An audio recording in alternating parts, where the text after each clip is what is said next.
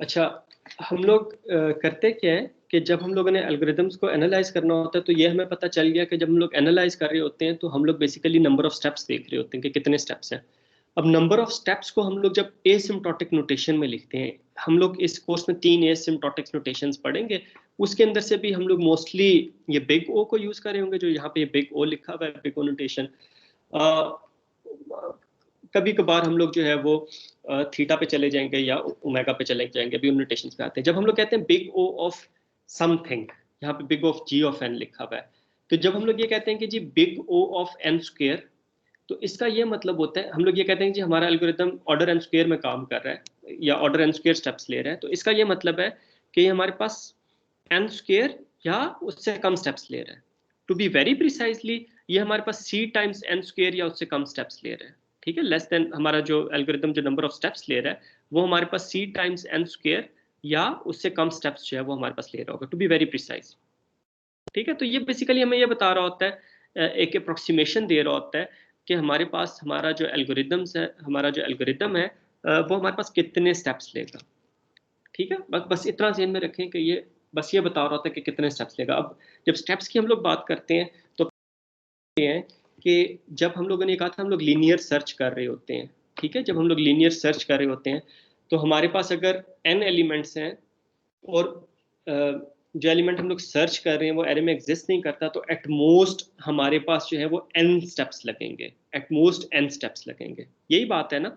तो जब हम लोग सर्च के एल्गोरिथम की टाइम कॉम्प्लेक्सिटी लिख रहे होंगे तो उसे हम लोग लिख देंगे ऑर्डर n, कि जी जो हमारे पास लीनियर सर्च है वो हमारे पास n या उससे कम स्टेप्स के अंदर हमें रिजल्ट दे देती है।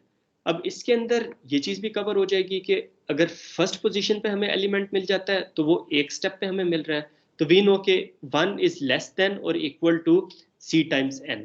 ठीक है, तो 1 अगर c को इग्नोर करते हैं तो हम लोग ये कहेंगे कि 1 इज लेस देन n। अगर उसके अंदर एग्जैक्टली n स्टेप्स लग रहे हैं तो हम लोग ये कहेंगे कि हमारे पास n इज लेस देन और इक्वल टू n, तो तब भी हमारे पास जो है वो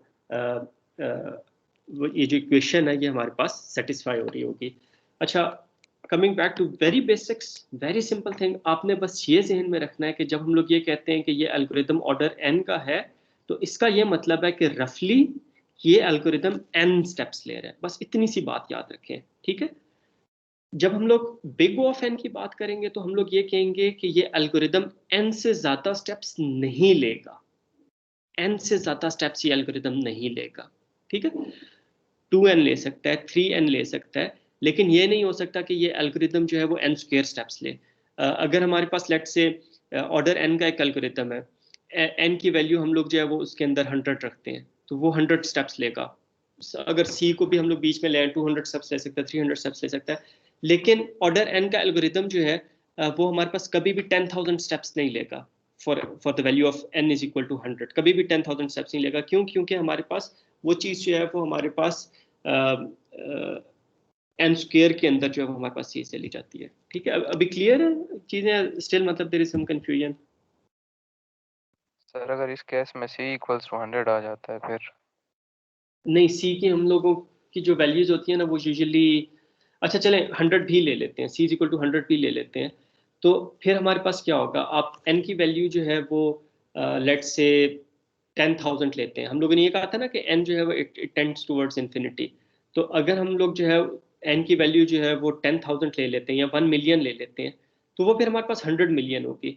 और द पॉइंट इज कि अगर हम लोग उसकी वैल्यू, एन की वैल्यू, सी की वैल्यू अगर हम लोग 100 ले लेते हैं तो होगा क्या कि हमारे पास ये जो एक्स एक्सिस है यहाँ पे हमारे पास नंबर ऑफ स्टेप्स है, सॉरी वाई एक्सिस पे नंबर ऑफ स्टेप्स हैं और एक्स एक्सिस पे हमारे पास एन की वैल्यू है।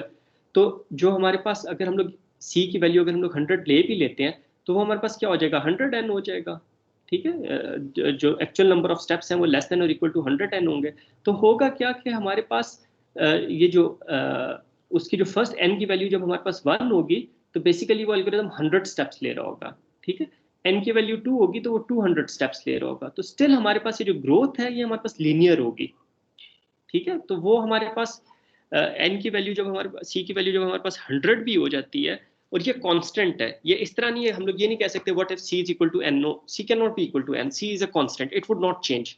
n would change, n is a variable but c is a constant, it would not change. तो जब हम लोग c की वैल्यू 100 ले लेते हैं तब भी हमारे पास जो ग्रोथ है वो हमारे पास लीनियरली होगी. 100 लेने से ये नहीं होगा. जब हमारे पास c की वैल्यू 1 थी तो तब हमारे पास ग्रोथ इस तरह हो रही थी.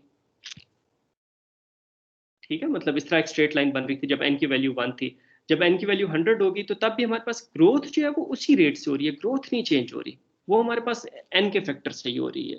ठीक है, लेकिन सिर्फ ये है कि n की वैल्यू 1 के लिए आपके पास अगर c की वैल्यू 1 है तो वो हमारे पास 1 स्टेप लेगा, अगर c की वैल्यू 100 है तो वो 100 स्टेप्स लेगा. ग्रोथ जो है उस पर असर नहीं पड़ता. क्लियर है बेटा ये? यस.